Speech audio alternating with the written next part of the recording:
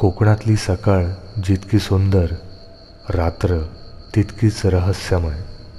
रात्रीचे 2-2:30 वाजले असावेत. आपली एस टी महाडमार्गे रत्नागिरीला निघाली होती. एस टीमधले बरेचसे प्रवासी निद्रेच्या अधीन झाले होते. एस टी आता थोड्या दाट झाडी असलेल्या प्रदेशातून धावत होती. त्या झाडीचा गंध संपूर्ण हवेत पसरला होता आणि रातकिड्यांच्या विचित्र आवाजाने वातावरण भरून गेलं होतं. इतक्यात ड्रायव्हर दादांनी करकचून ब्रेक मारला आणि सगळे प्रवासी झोपेतून जागे झाले. माझ्या बाजूचे एक गृहस्थही झोपेतून जागे झाले. 5-10 सेकंदांच्या अवकाशाने एस टी हळूहळू पुढे निघू लागली. एस टी पुढे जाताना हमरस्त्याच्या बाजूला एस टीच्या खिडकीतून एक पायवाट दिसली आणि बघतो तर त्या पायवाटेवरून 2 आकृत्या पुढे चालल्या होत्या. त्यात एक जखड म्हातारी काठी टेकत पुढे चालली होती आणि तिच्याबरोबर एक लहान मुलंही पटापट चाललं होतं. इतक्या रात्री एक म्हातारी लहान मुलाला घेऊन चाललेली मी तरी कधी पाहिली नव्हती. माझ्या बाजूचे गृहस्थही आवासून हे दृश्य बघत होते, जसं की हे त्यांनी आधी पण कधीतरी पाहिलं होतं. इतक्यात एस टीने वेग पकडला. एस टी मजल दरमजल करू लागली आणि प्रवास सुरू झाला. मी बाजूच्या त्या गृहस्थांना म्हटलं, अहो, हा काय प्रकार होता? तसं ते 50शीतले गृहस्थ म्हणाले, ऐकायचं तुम्हाला? मी हो म्हटलं आणि ते सांगू लागले.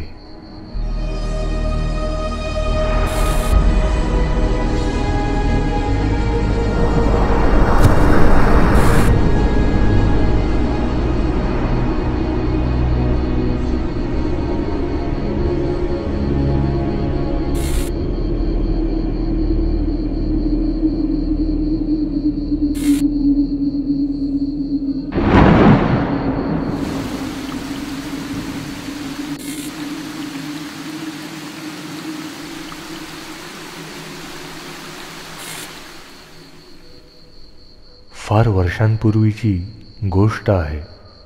माझं नाव पंढरी. मी मूळचा रत्नागिरीचा.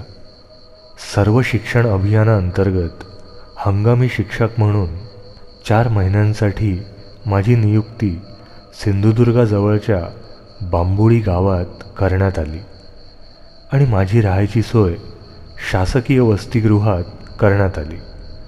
तेव्हा कोकणात सगळीकडे वीज आली नव्हती आणि जिथे आलेली ती कधी असायची तर कधी नसायची. बांबुळी हे अगदी निसर्गाच्या सान्निध्यात असल्याने तिथे शिकवायलाही मजा येत होती. आणि एक दिवस गावात कोणीतरी पिशाच्च पाहिल्याची वार्ता सगळीकडे वाऱ्यासारखी पसरली. हे पिशाच्च रात्री अपरात्री पाळीव प्राण्यांना आपलं लक्ष करते असं कोणीतरी सांगत होतं. तसं पण गावात लाईट तसे नावापुरताच होते आणि आता हे पिशाच्च कुठून आलं काय माहीत.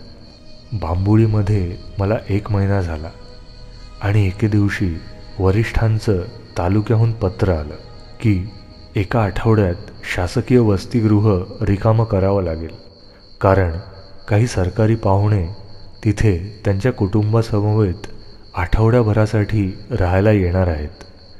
तरी मी माझी राहायची सोय एका आठवड्यासाठी दुसरीकडे पाहावी आणि त्यासाठी जो काय भत्ता लागेल तो शैक्षणिक वर्ष अखेरीस दिला जाईल असं स्पष्ट नमूद करण्यात आलं होतं. मी म्हटलं, त्या सरकारी पाहुण्याच्या त्याला आत्ताच यायचं होतं, जाऊ दे. दुसरे घर शोधण्यासाठी माझ्याकडे जेमतेम आठवडा होता आणि त्यात रोज कोणीतरी पिशाच्च पाहिल्याची बातमी कानी पडत होती. एक दिवस शाळेत शिकवताना मी हजेरी घ्यायला सुरुवात केली तर एक मुलगा कमी भरला.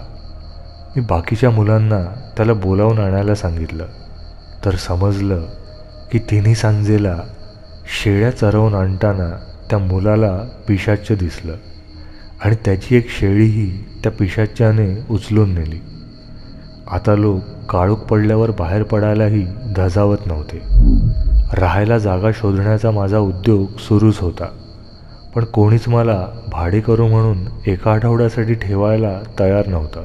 आता फक्त एकच दिवस माझ्याकडे जागा शोधण्यासाठी शिल्लक होता. शाळा सुटली, उरली सुरली सगळी घरं पालथी घातली, पण मला जागा द्यायला कोणीच तयार नव्हतं. शाळेच्या एखाद्या वर्गात राहायचं असं मी ठरवलं आणि जवळच्याच एका खानावळीत रात्रीच्या जेवणाची काही सोय होते का म्हणून पाहायला गेलो. गल्ल्यावर म्हणजेच काउंटरवर मालक बसले होते. त्यांनी हातातली बॅग आणि बोऱ्या बिस्तरा पाहून मला विचारलं, मास्तर जागा शोधताय वाटतं राहायला? मी हो म्हटलं. मालक हळूच कुजबुजले. एक जागा आहे जिथे तुम्हाला भाड्याने जागा मिळू शकते. मी म्हटलं, अहो सांगा ना मग. तसे मालक म्हणाले, गावचं रान जिथून सुरू होतं तिथे एक म्हातारी राहते, तिथे तुमची राहायची सोय होऊ शकते. मालकाचं बोलणं होतं ना होतं मी तडक त्या दिशेने निघालो. 10-15 मिनिटं चालल्यानंतर वस्ती संपली आणि एका अरुंद पायवाट्याने मी चालू लागलो. कदाचित तीच रानाकडे जाणारी वाट होती. काळोख पडायला सुरुवात झाली होती, पण म्हातारीचं घर काही दिसेना आणि इतक्यात एक मिणमिणता दिवा लांबवर पेटलेला मला दिसला. थोडं जवळ जाऊन बघतो तर एक जखड म्हातारी घराच्या ओटीवर काहीतरी बडबडत असलेली दिसली. मी म्हटलं, आजी, इथे जागा भाड्याने मिळेल असं ऐकलंय. तशी म्हातारी म्हणाली, किती दिवस राहणार? मी म्हटलं, साधारण 1 आठवडा. म्हातारी घराच्या आतल्या बाजूला डोकावून म्हणाली, पुढच्या अमावस्येपर्यंत राहिलंच तरी खूप आहे. आणि एक विकट हास्य करून म्हणाली, 15 रुपये रोज पडेल, म्हणजे आठवड्याचे 105 रुपये. मी हो म्हटलं आणि म्हातारीने एक जुनाट किल्ली माझ्या हाती दिली आणि तिच्या खोपट्याला लागूनच असलेल्या जीर्ण खोलीकडे बघत म्हणाली, जा उघड कुलूप. तसं मी ते कुलूप उघडून त्या खोलीत गेलो. खोलीत नावापुरताच उजेड होता. आत एक न्हाणीघर तेवढं होतं आणि बाकी अडगळीच्या गोष्टी. कोपऱ्यात असलेल्या केरसुणीने मी ती जागा स्वच्छ करून घेतली. अडगळीच्या वस्तू नीट करताना मला एक गोष्ट आढळली, ती म्हणजे त्या म्हातारीच्या खोपट्याच्या आणि या खोलीच्या मध्ये एक जुनाट दार होतं, पण ते कित्येक वर्ष उघडलेलं दिसत नव्हतं. खानावळीतून आणलेलं जेवण जेवून मी झोपायची तयारी करू लागलो. इतक्यात मला कोणाच्या तरी बोलण्याचा आवाज आला. मी कानोसा घेतला तर तो आवाज त्या म्हातारीच्या खोपट्यातून येत असल्याचं जाणवलं. काळोखात भिंत चाचपडत मी त्या 2 खोल्यांना जोडणाऱ्या दारापर्यंत आलो, तर तो आवाज आता अजूनच स्पष्ट येत होता.